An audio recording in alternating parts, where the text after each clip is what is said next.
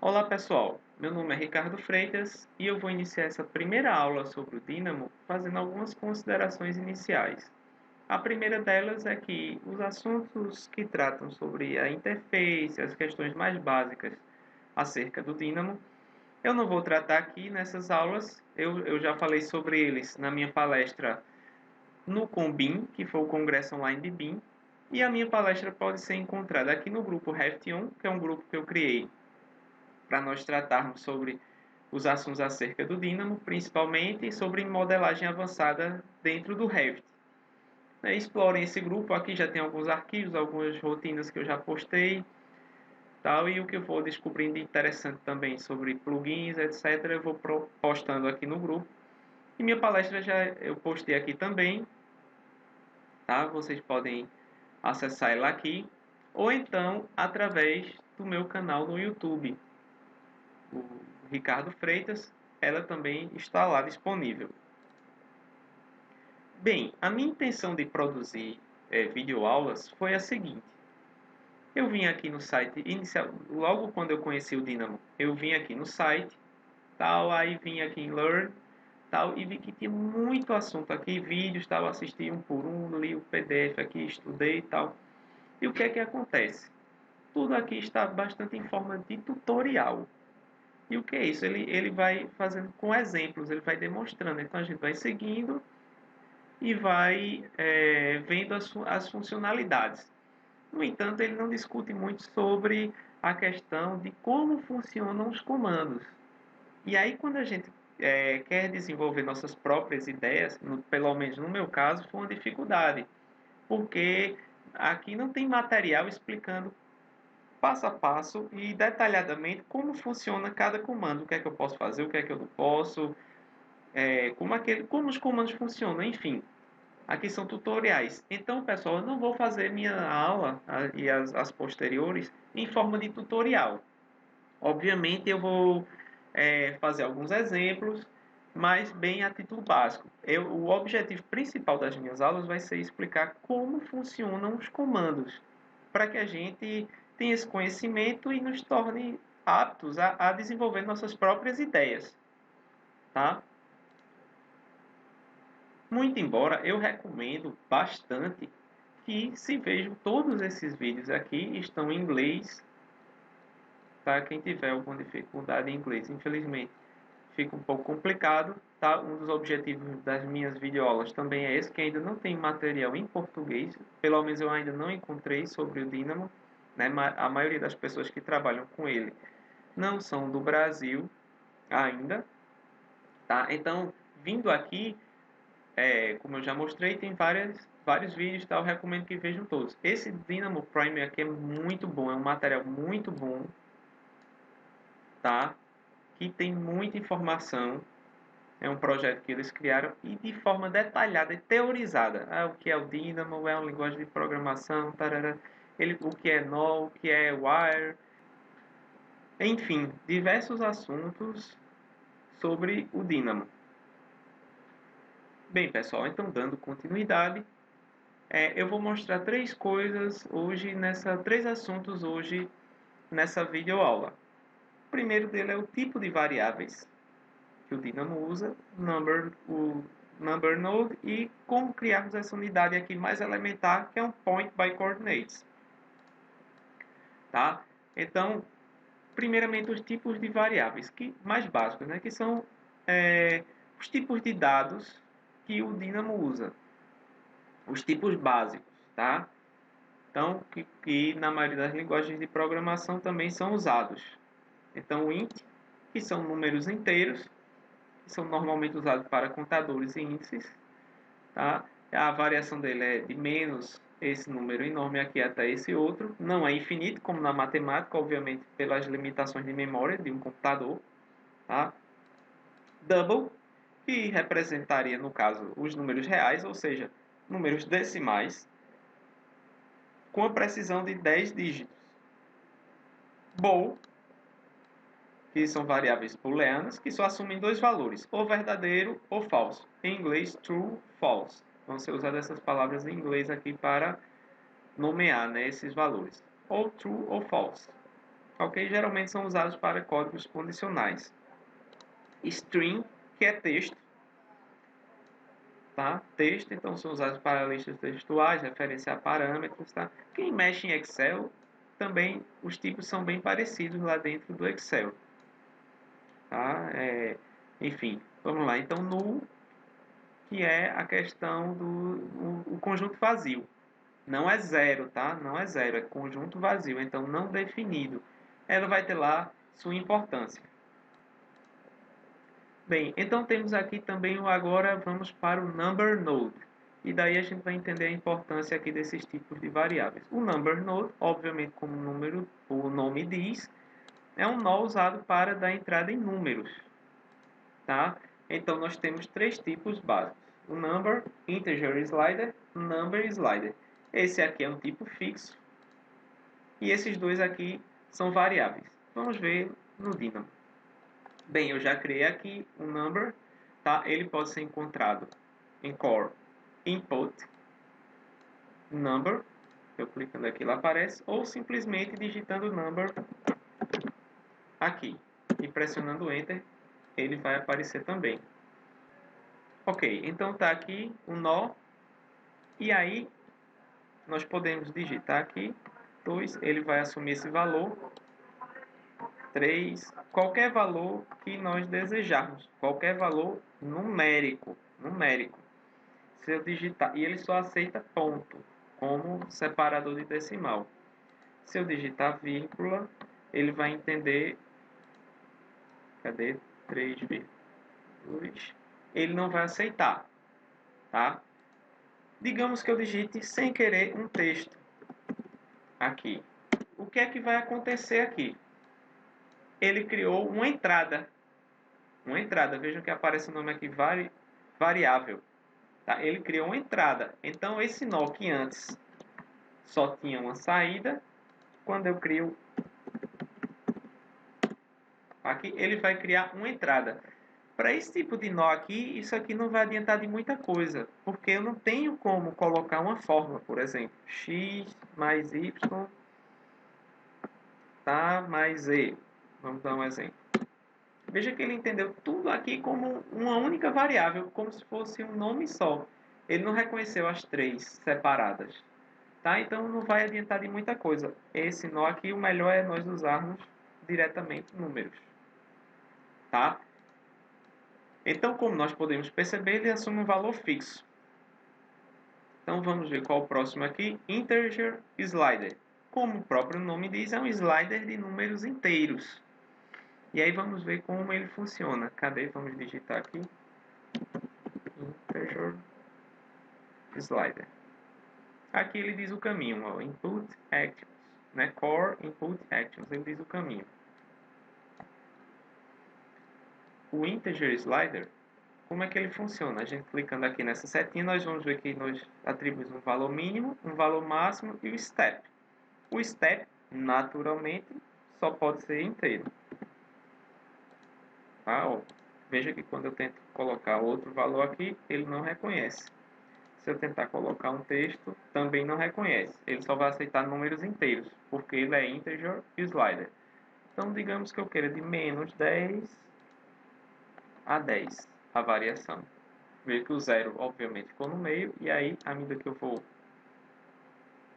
o step aqui eu tenho que botar... Tá? Então, ele vai variando. Quando nós formos criarmos os pontos, aí nós vamos perceber melhor essa funcionalidade. Tá? Eu estou falando mais detalhado aqui. Apesar de eu já ter falado na videoaula do Combin, mas eu estou falando de uma maneira mais detalhada aqui sobre esses nós. Tá? Então, esse aqui é bem simples, bem intuitivo. Vamos para o Number Slider. Number Slider, ele está aqui. Number Slider. Então, a gente já pode deduzir aqui qual o funcionamento dele. A diferença é que ele vai aceitar números decimais. Aqui no step. Digamos 1.3. A gente vai variar 1.3, 2.6 e enfim. ele vai variando de acordo com esse step aqui, né? A iteração que nós colocarmos. Vamos observar agora, então, como podemos criar um ponto. É a maneira mais básica de criar um ponto. Obviamente, o Dynamo ele fornece, tem muitas possibilidades de se fazer a mesma coisa. Eu vou mostrar aqui a mais básica. Tá? Então, Point by Coordinates, ele tem 4 maneiras básicas de criar, através de 2 coordenadas, de 3 de coordenadas cilíndricas ou de coordenadas esféricas. Tá? Esses dois aqui são muito parecidos. Então vamos ver lá no Dynamo como funciona. Eu já vou deixar aqui porque nós vamos utilizar. Então vou digitar aqui point. E aqui ele diz o caminho, está em geometria. Vamos lá pelo o caminho aqui da árvore, a biblioteca, né? Então está em geometria, point. Então aqui ele vai mostrar todos os comandos referentes ao point. Então eu estou na parte de criação. A mais básica, como nós vimos lá, é por 2 coordenadas, x, y. Então o que é que a gente vai observar aqui? Quando eu pouso o mouse sobre essa entrada, ele vai dizer double aqui, ou seja, como o conjunto dos números reais contém o conjunto dos números inteiros, então eu posso dar entrada aqui ou no inteiro ou no número real, ou seja, um int ou double. Eu posso dar entrada numa variável bol aqui? Não. Ele vai dar erro. Ele vai mostrar uma mensagem de erro. Tá? Deixa eu colocar aqui só para ver, só para demonstrar. Boolean. Vou colocar aqui. Está no modo automático, vejam. Deu um erro. Porque o tipo não é compatível. Então, por isso, pessoal, que eu expliquei aqui no início da videoaula, os tipos de variáveis. Tá? Então, as portas elas só vão aceitar as entradas o tipo que estiver aqui indicando. Agora, veja. É lógico que é dedutível que o double eu posso colocar tanto o número inteiro quanto o número decimal que ele vai funcionar. Eu não vou colocar esse número tão grande, senão o pontinho aqui vai ficar lá distante. Então, vou colocar aqui 5. Coordenada x. Veja. Ele veio para cá. Tá? Tá no modo automático, então por isso que a geometria está alterando dinamicamente. Então, vamos perceber aqui, vou usar o inteiro e vou colocar na coordenada y, o valor 0. Como está 0, ele vai permanecer sobre o eixo x. À medida que eu variar aqui, ele vai variando o y também. No caso aqui, eu coloquei de menos 10 até 10. Então, essa é a funcionalidade desse slider. É tornar dinâmico aqui a visualização, né? Nós variamos aqui e aí nós podemos perceber a geometria variando dinamicamente. Usando esses mesmos nós aqui agora, eu vou criar um ponto a partir de 3 coordenadas. E aí ele tem 2 tipos aqui. Coordenadas cartesianas, ok? Então ele tem 2 tipos básicos. 2 tipos básicos aqui. Ele admite o sistema de coordenadas, o sistema canônico. Esse aqui eu posso ter como entrada aqui um outro sistema de coordenadas. Tá? Como é que seria isso então? Eu vou para o Revit aqui para exemplificar melhor. Vamos lá. Quando nós criamos um reference point, aqui eu estou no ambiente de criação de massa, numa família de massa, para a gente ver. Quando eu crio um reference point nesse ambiente, o que é que acontece? Automaticamente ele gera um novo sistema de coordenadas. Opa, Ctrl Z aqui. Automaticamente ele gera um novo sistema de coordenadas. Tá? E ele fica marcadinho aqui. Se eu movimentar esse ponto, Então é como se fosse isso, é como se fosse essa funcionalidade, tá? Essa funcionalidade aqui no Dynamo, eu vou fornecer um novo sistema de coordenadas. Percebam aqui que o sistema de coordenadas desse ponto aqui vai ser diferente do sistema de coordenadas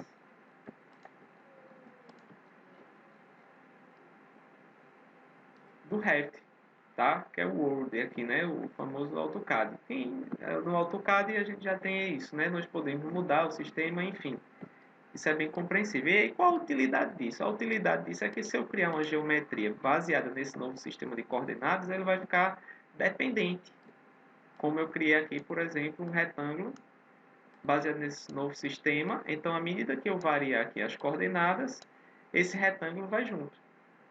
Então, essa funcionalidade aqui vai ser semelhante, tá? O mais usado é esse aqui, e é com ele que eu vou demonstrar aqui. É muito simples, muito intuitivo. Eu vou colocar aqui para cada variável um valor. Pronto. E aí nosso ponto está flutuando aqui, porque a coordenada Z tem o valor de 13. Se eu colocar para cá, ele vai ter o valor de 0.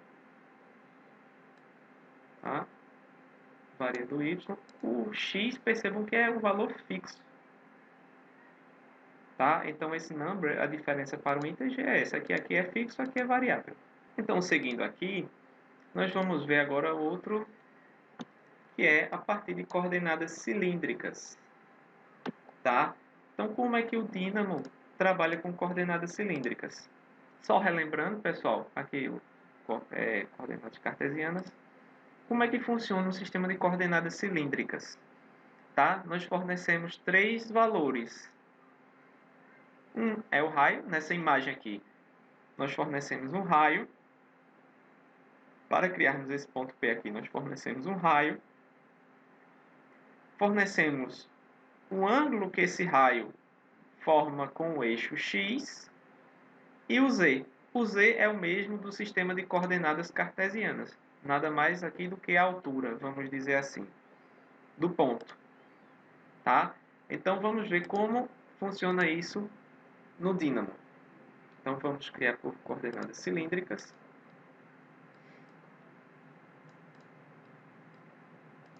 Vou fazer assim. Vou apagar esse aqui, nós já mostramos. Então vamos lá.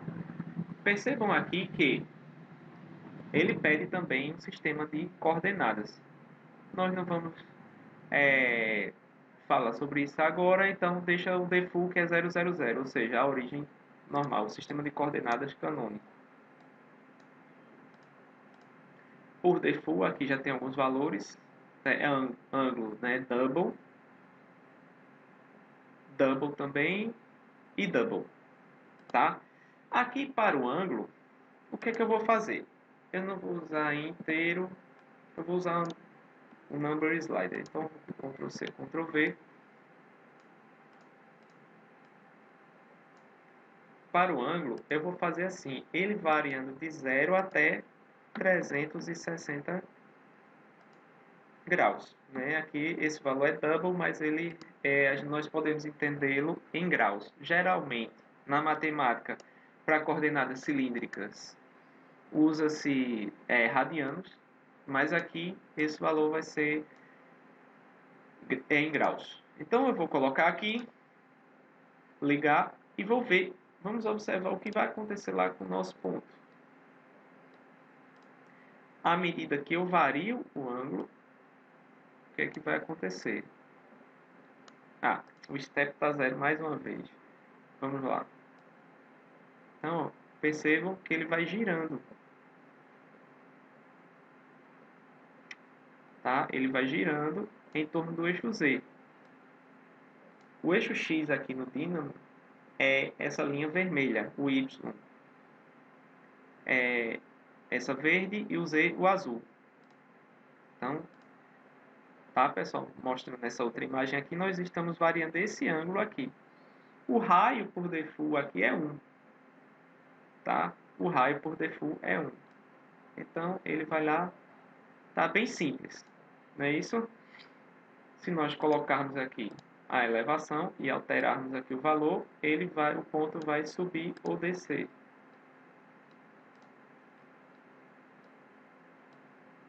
Bastante intuitivo. E o raio, Ctrl C, Ctrl V, como nós já podemos imaginar, vai ser 0, ele veio para a origem. Então aqui, eu variando o raio, seria o afastamento. Se eu colocar o ângulo aqui 0, ele vai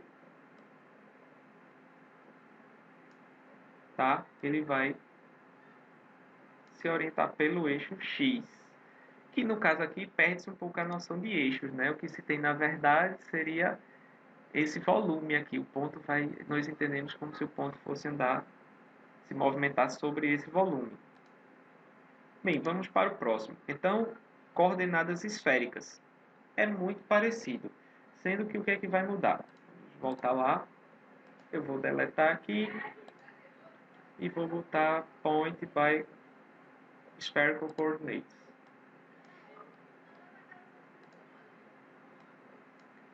Eu vou aproveitar esse do ângulo ali, já vou dar um Ctrl C, Ctrl V. Ele vai ter as mesmas propriedades. Então, vamos para as coordenadas esféricas. Quais são os parâmetros que nós devemos fornecer para encontrar um ponto M, aqui definir um ponto M, a partir de coordenadas esféricas? Eu vou pela ordem aqui do dínamo, diretamente. Ele pede um φ, um θ e um raio, ou seja, não sei, possivelmente é igual aqui à imagem, mas vamos ver se vai ser, tá? O φ é o ângulo que o raio forma com o eixo Z. O θ é o ângulo que a projeção do raio forma com o eixo X. E o raio, naturalmente, é essa distância aqui. Tá? É como se fosse a resultante, né? Um vetor resultante. E o raio é essa distância aqui. Então, nós fornecemos esses três parâmetros nas coordenadas esféricas. Vamos ver se bate aqui com a imagem. O φ, aqui na imagem, é o ângulo em relação ao eixo Z. O eixo Z aqui no dínamo é esse eixinho azul, essa linha azul, como eu falei. Então, vamos variar aqui e vamos ver o que é que acontece. Realmente, tá? Então, como eu coloquei 360 graus, tá? Ele variou o ângulo em relação ao eixo Z. Né? A gente percebe isso bastante claro quando nós variamos aqui. Vou deixar igual a 0. O θ, o que é que vai acontecer? Aqui tem que estar diferente. O θ é o ângulo em relação ao eixo X. Por que ali não funcionou naquela hora? Porque se ele está sobre o eixo Z, ele vai girar em torno de si mesmo. Tá? Isso matematicamente não faz sentido, mas aqui, por exemplo, no Revit faz sentido. Porque, por exemplo, vejam que esse ponto aqui, ele não representa somente um ponto, por exemplo, no Revit. Ele representa um sistema de coordenadas. Então, nós podemos fornecer um ângulo aqui, ó, de rotação, e ele vai girar. E o que estiver referenciado com ele vai girar junto. Então, isso é bastante útil. Tá? Então, voltando lá para o dínamo. Então, está igual a imagem aqui. Né? O φ é em relação ao eixo Z, o θ em relação ao eixo X e o raio seria como se fosse a resultante. Deixa eu colocar um Z diferente, um φ diferente aqui. E aí a gente vai ver, tá? Como funciona. Bem, pessoal, essa foi a minha primeira videoaula. Espero que vocês tenham gostado. Um forte abraço a todos.